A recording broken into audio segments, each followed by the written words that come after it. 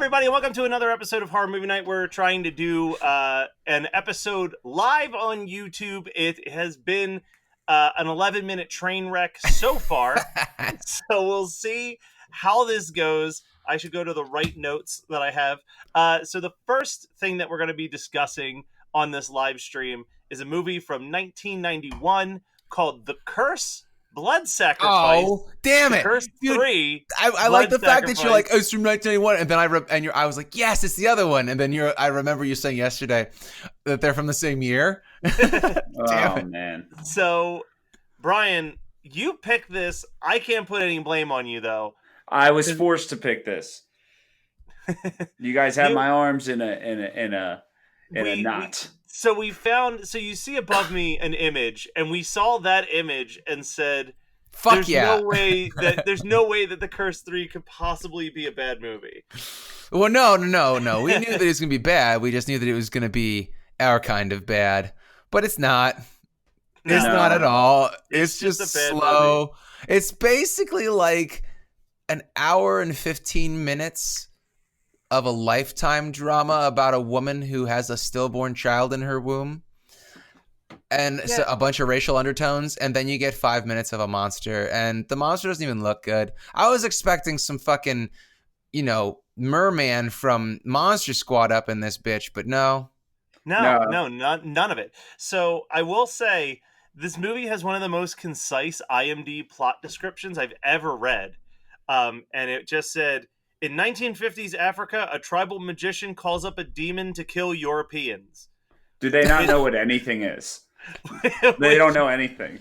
No. A tribal magician. See, if they had watched it, they'd know that it's called a Neoga. If they didn't watch it, they could say a witch doctor. That's what they could say instead of a tribal magician. Because that sounds cool. That sounds like a guy with not a lot of clothes pulling rabbits out of his hat. And I would pay to see that. Hey, Brian, I think we figured out our next business venture. Tribal magician. Wow. So did your guys' copy have a different name listed when the movie's credits came up? It's also called Panga. Yeah, that's what the Blu-ray says, even though the case says Curse 3 Blood Sacrifice. Let's try to summarize this movie, because here, Matt, I can summarize this movie for you in like 2 sentences. Oh, I mean, I had the one sentence. In 1950s Africa, a magician calls up a demon to kill Europeans. So 2 more sentences. How's that? Okay. So we get like a lot of racism. Like this movie was right out the gate delivered. This movie was released in 91, but do you know what the holdup was, or like it was somebody else's script or something? Did you read up on that? No, Scott, this movie is the first movie that I think we've watched that has no IMDb trivia, nor has anyone bothered to make a wiki page for it. Good, because this movie is really, really dumb. It's a waste of our time. Like, our time is worthless, but this was still a waste, And I could be wrong, but I thought that YouTube, in order to count as a view, you have to watch the whole video, pretty much.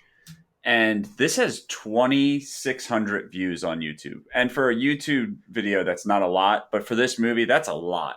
What movie was it that we watched and it had like 7 views or something like that? I think that was Flashdance. Flashdance, yeah. And we were 3 of them. I mean, I would watch Flashdance, which is also a pretty slow piece of shit. I would watch that 10 times over before I even sat through the first 10 minutes of this piece of shit. Like, this movie is one of the least entertaining films we've watched for the show. This is in over 4 years, like before Brian even came along. Like, at least Terror Tunes, which is still ranking #1 worst film that I watched, that I've suffered for art for this podcast. Art's a word. Yeah, it's a movie, but the thing about Curse 3 is that it's so boring. It's like even fast forwarding it. Like, I mean, I finished this movie in a half an hour, and that was still a half an hour too long. I was hoping there would be more monster, but there's literally two shots of the monster, and it looks like garbage. Like, that's not even a good rubber suit. No, but it's still the only really, truly good thing in the movie. Yeah, and that's what I'm saying is it's so bad that the best thing gets 2 shots of it. Yeah. I like the old lady. I did like her. Just a few of her lines. But other than that, I didn't really care for the movie. I liked, do you know any scary monsters with sharp teeth? No, but I know little monsters with sugar teeth. I like that.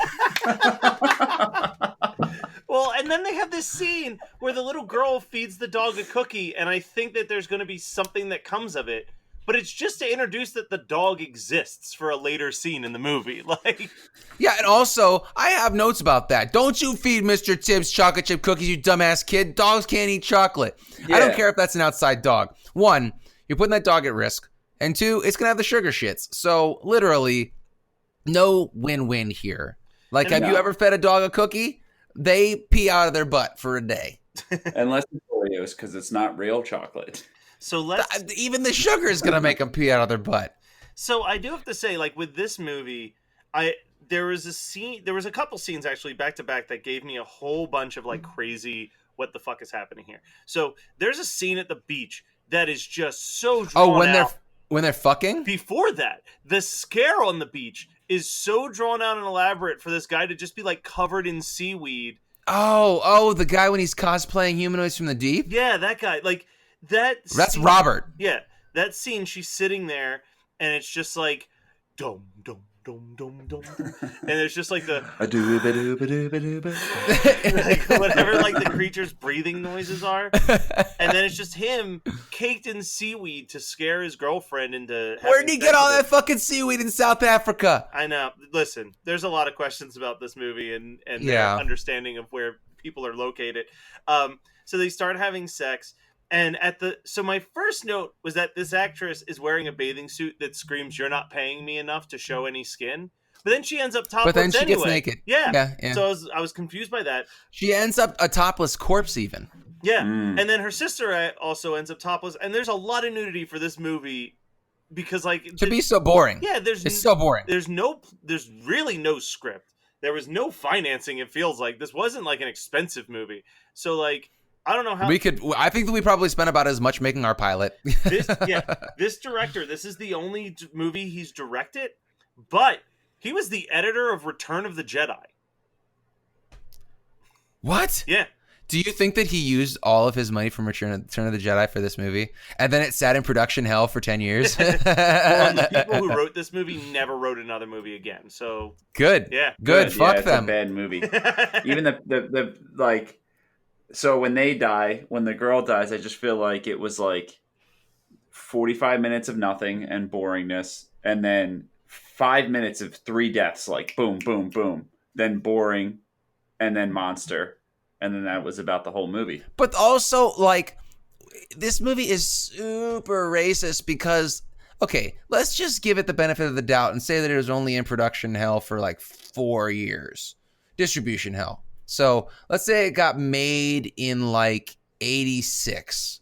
1986, doing a 1950s period piece monster movie, sort of. But there's like super racist voodoo shit going on where all of these caricatures, like I thought that I was watching Ace Ventura: When Nature Calls. Because he's like, yeah. And he's like got white paint all over his face. And I don't think they paid any of the black people enough to be such horrible caricatures of Native African people that I just, oh my God. Yeah.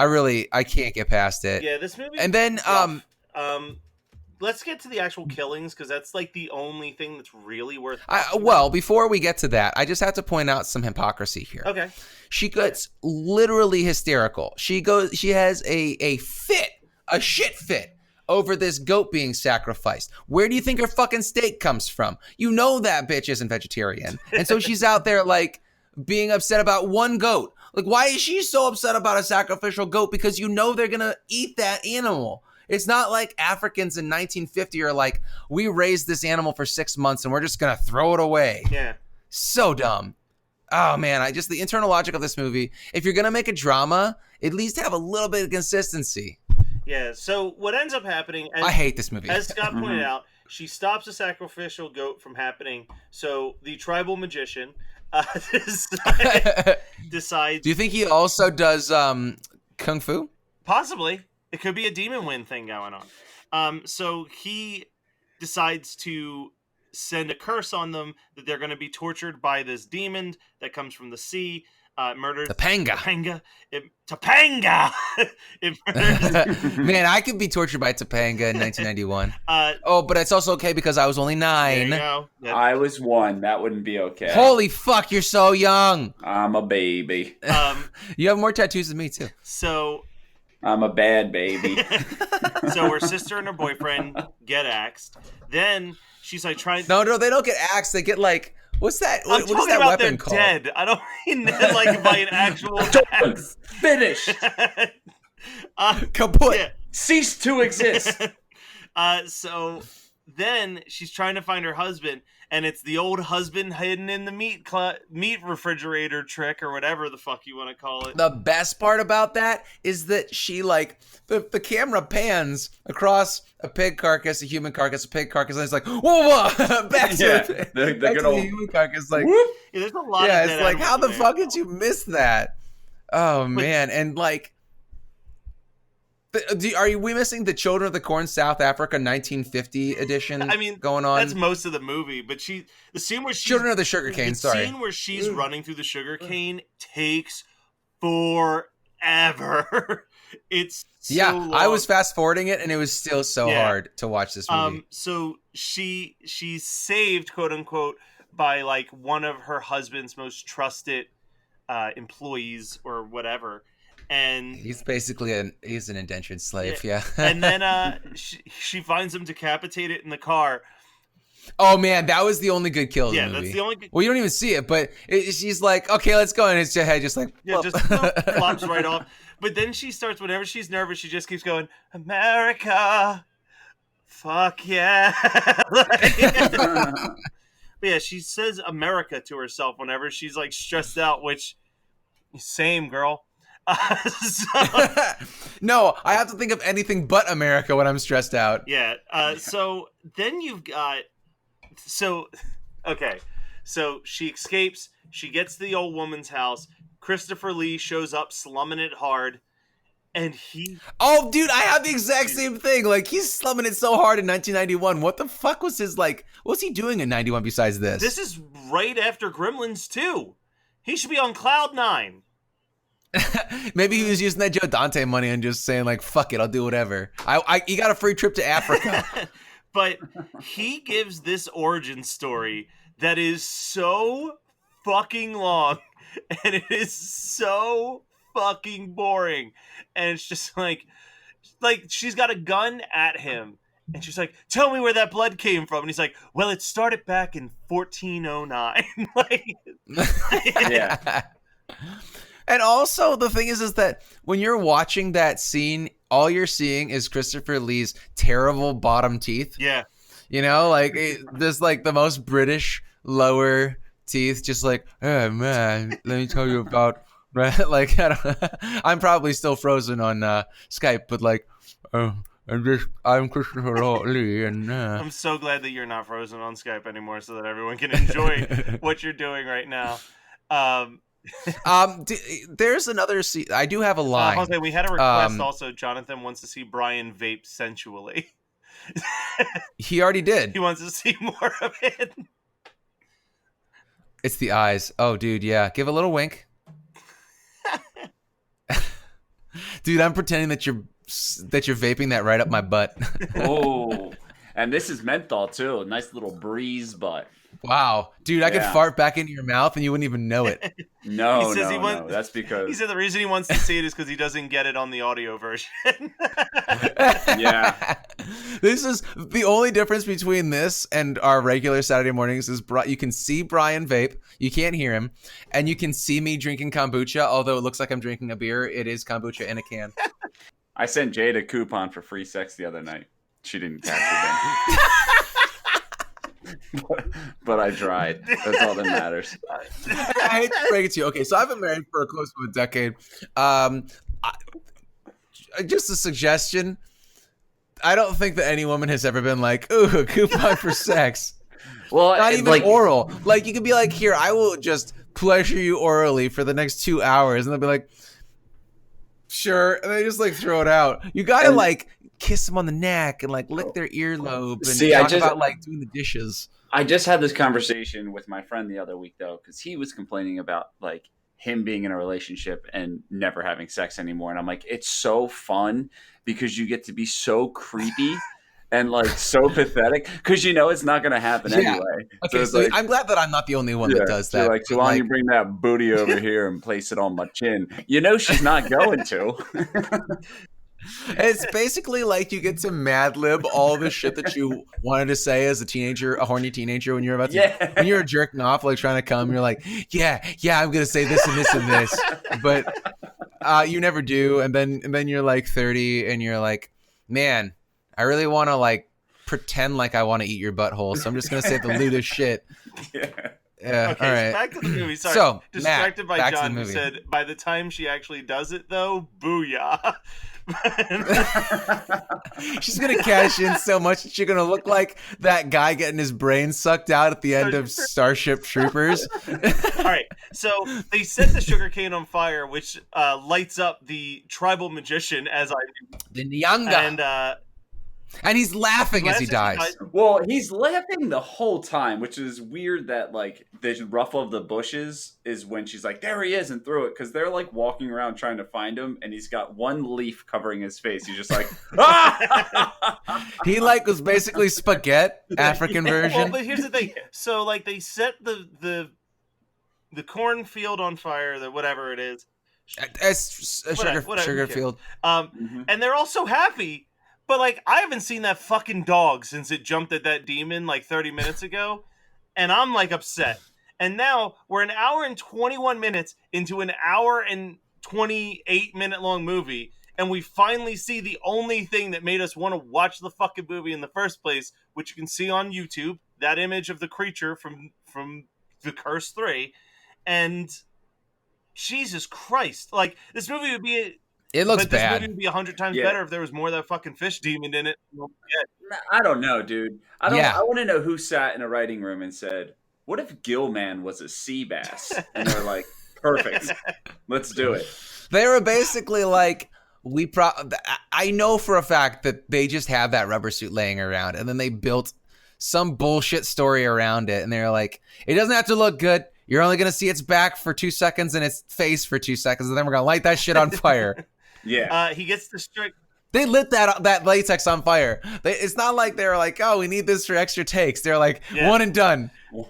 we got our fire retardant dude for like 2 hours. Let's make it count.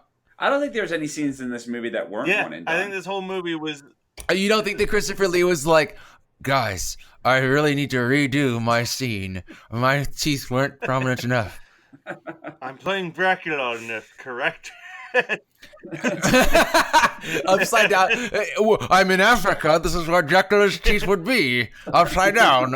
So the monster who is just slaughtered, just nonstop. How is this a demon? And it gets killed so fast. It gets distracted by a doll melting. That's what happened. And that doll's like, you lied. And then he's like, rah. That's it. So it keeps doing. Because it pulls on your heartstrings, sea creature or human. And dude, it just showed. If I wanted to see a heartstring sea creature human, we're going to go to my double feature. Okay.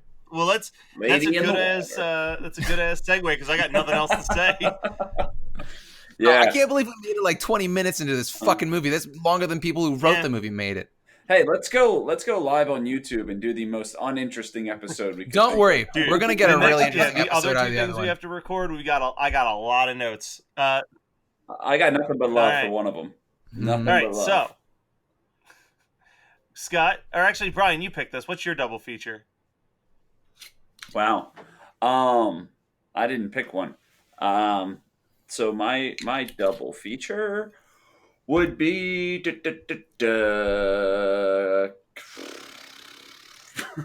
Why don't you just let me do it? Yeah, you do it. I'll think of one. I already said it. Humanoids from the Deep. I would watch Humanoids. You know, this is what you do. You watch Humanoids from the Deep, and it is completely exploitative and just so wrong on so many levels. And I wonder weekly if I should pick it or not for the show. But you watch that and you're like, wow, that's cinema. That's cinema right there. That is pure excellence. I need to go to sleep now. And you put on The Curse 3. And you don't watch The Curse 3. It's just your double feature. All right. So my double feature is going to be... So here's the scenario. I invited some people over. I said, hey, when I was at Monster Mania, I bought this movie. Demon on the back of the cover looks pretty cool, so it should be good. And then we watch Damn it, VHS PS. No, I bought the actual Blu-ray that of Curse 3. Synapse. Yeah, that Synapse put out. Did you spend $32 on that, or would you? It was $20. It was $20. Still, that's I regret that purchase. Dude, that's like so much Diet Coke that you could have bought. Yeah. Anyway, so we've sat through it. I said, guys, I'm really, really sorry, but you know what? Christopher Lee was in another sequel to a franchise. I let you have this one. that also is kind of wacky, but this one's actually fun to watch. So how about we pop in The Howling 2, Your Sister's a Werewolf? Yeah. Ooh. Brian, have you still not seen that? I saw Howling, and then I saw the bad one that we had to watch. Oh, Howling through the marsupials? That wasn't bad. That was the bad one. You don't know Howling anything. the Freaks. Yeah, you don't know shit, dude. There could be more bad ones, but that was a bad one. No, Howling 3 is a lot of fucking fun, man. Yeah, it's the highest ranked bad one. Yeah, okay. Yeah. It goes Howling, Howling 3, Howling 2, and then go to sleep. And ignore the rest. But I am going to kind of piggyback off Scott, because his double feature had to do with cinema. So I would be like, we're going to watch Curse 3, and it's going to be followed up with Citizen Kane, because they both begin with T's, and that is my double feature. So can we just point out that at this point, I don't know about Scott, but I've watched all 4 Curse movies, and really Curse 2 is the only one that's worth the damn. Yeah, that's how we found out about Curse 4. You can Curse go 3. listen in the back catalog. Yeah, we've learned about 3 because I mentioned that there was a 4th. In a previous episode. have forgotten. But no, dude, Curse is shit, but at least it's gooey. I wouldn't watch it a second time. Curse 2 is just a ride. Listen to our episode on that. If you turn this off, I hope that you hope that you made it this far. But yeah, Curse 2 is so good. It has no right being in this franchise. The fact that this is even quote unquote a franchise is this is barely a franchise. This is like the island of misfit toys as far as like movies that no one wanted goes. Yeah, it's like House. The House franchise is barely a franchise.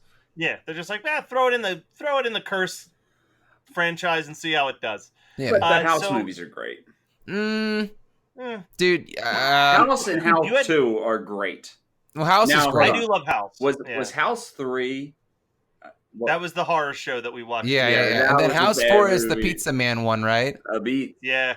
You know what? Before we close, I'm glad you brought up pizza, because I got a bone to pick with pizza that I didn't realize as an adult.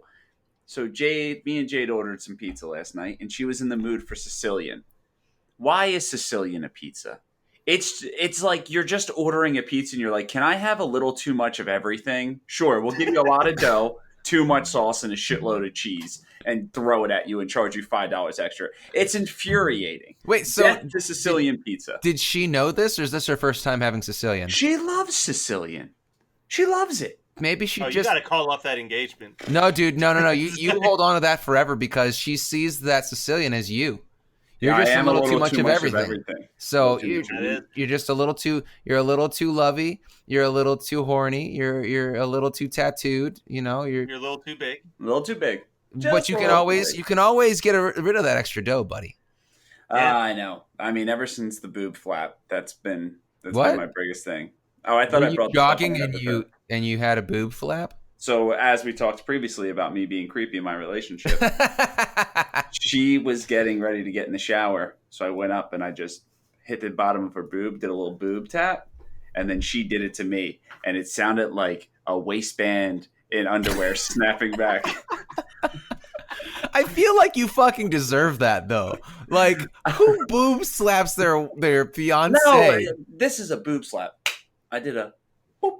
like a little. You gotta ask permission, dude. I think that's a two-way street, though. Like, should I? No. Please touch me anytime. Don't ask. Yes, I should ask for permission. Should you ask for permission when you're going to eat my toaster strudels when I only have 2 left, and you eat the last 2, and then leave the box in the freezer? Wait, who eats 2 toaster strudels in one sitting? Jade, you need to calm the fuck down.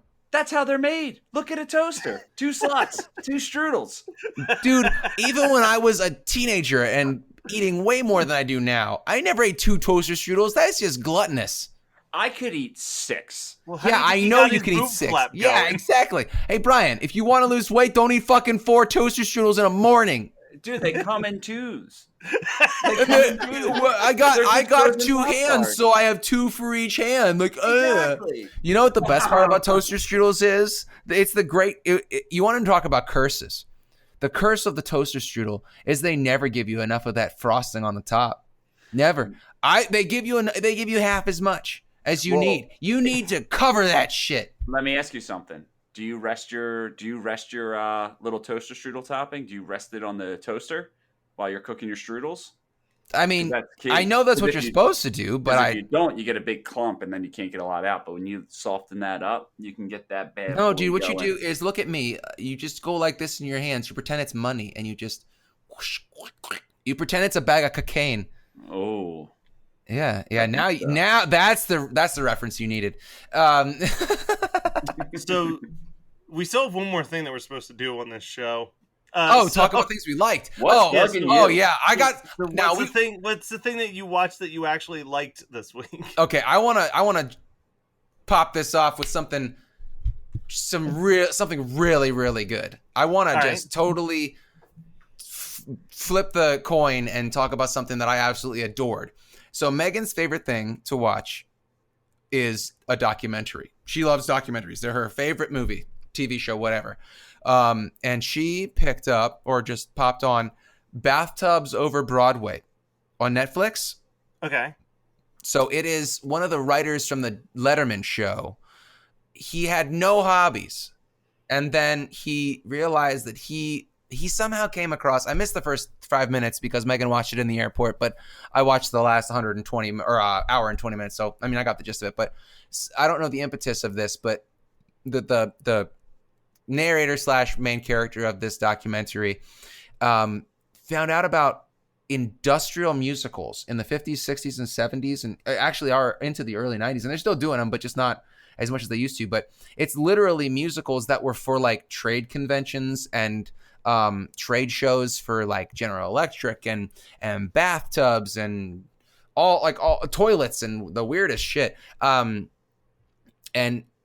he started collecting these soundtracks, and then he started getting connected with the people that were in them.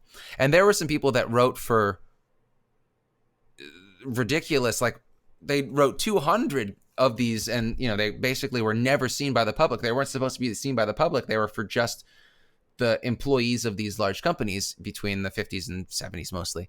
And he got in contact with some of them and got connected with some of the composers, and it is a really, really great documentary. It's the best documentary that I've watched in years, and Megan said it's one of the best she's seen in years too, and she's much more of a documentary aficionado than I am, so I can't recommend it enough. It is sweet, nerdy as fuck. It is weird. The guy is kind of a goofball geek, and it's just so charming. I highly recommend it to anybody. All right. I'm going to recommend something that's currently in theaters at the time that we're recording this. I hope it's still in theaters by the time the episode drops. Ma, which came out, was just good, dumb, fun movie. Definitely worth watching. Was a little let down by Brightburn, if I'm being totally honest. But we're trying to focus on positivity, so I don't want to dive into that too much. But I saw both of them the same weekend and definitely walked away feeling like Ma was the one I had way more fun with. Cool. I like this movie. It has its faults. But I watched, even though I was told not to by several people, I watched Arizona last night. Okay. Arizona? Never heard of it. Danny McBride. Is it newish? It's newish. So it's a dark comedy. And it's very, very entertaining. The only issue that I would have with it is just it doesn't really know what type of movie it is, you know, in a way. Like, it almost seems like someone wrote a new age Fargo and then asked Danny McBride to be in it, and he was like, cool, but here's what we're going to do. We're going to bring my friends on board, and then we're going to tweak the script a little bit to make it like Pineapple Express, and like, but throughout like 15 minutes of an hour and a half movie. You know what I mean? Like, and it's not 15 minutes straight. It's just like, in total, there's like 15 minutes worth of like Pineapple Express type humor, and then like the rest is like Fargo type humor. So it's mixed match, but overall I was very entertained by it the whole time. Nice. Very. You and your drug culture. Yeah. All right. Well, that was The Curse 3 Blood Sacrifice as picked by Brian. Sort of. It was bad. Don't watch it. But next week, we're going to be talking about a different sequel that's actually very, very good, despite what people might tell you. Fun fact, they have the exact same low Metascore critic, and I don't understand how that's possible. Metacritic score, whatever. Listen, yeah. I'm not good with words. People listen to the show and know that. But for those of you who are watching us live on this stream, we're going to take a brief pause. And by what I mean by brief pause is we're still going to be live. I'm just going to hit stop on this recording and start on a new recording. And then we're going to talk about something else, which is going to be straight for Patreon. But you know what? People who are listening to this, that means nothing. So that's something maybe. So I'll probably just cut this. But you know what? I probably won't, because you know, you got to pay attention. Because you got to pay attention to our social media. You might be going like, what do you mean this stream? But we were talking about on Facebook and Twitter. So pay attention to our social media. HMN Podcast. All right. Bye.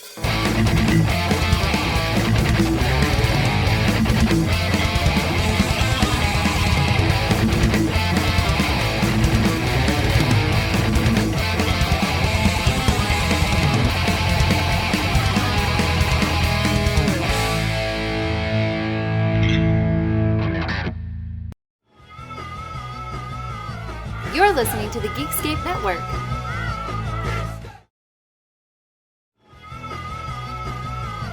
You're listening to the Geekscape Network.